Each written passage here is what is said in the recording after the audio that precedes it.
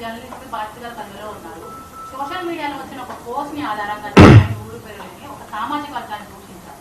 So మీ MLC ticket కోసం అదే రెడ్డి ముందు నుంచున్నారు, అదే రెడ్డి సైన్ చేశారు, మీ గెలుపుకు కూడా ఉత్తమ్ కుమార్ రెడ్డి దోహదపడారన్నారు.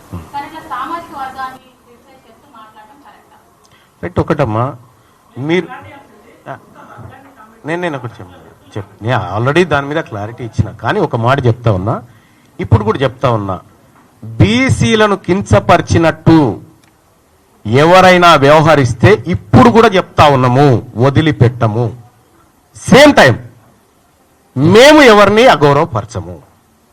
రెండో విషయం ఏంటంటే, అతను పెట్టిన అతని నెంబర్ ఉంది, అతనితో మాట్లాడడం జరిగింది. రైట్, మేము అది ఆ తర్వాత నెంబర్ వచ్చింది నాకు.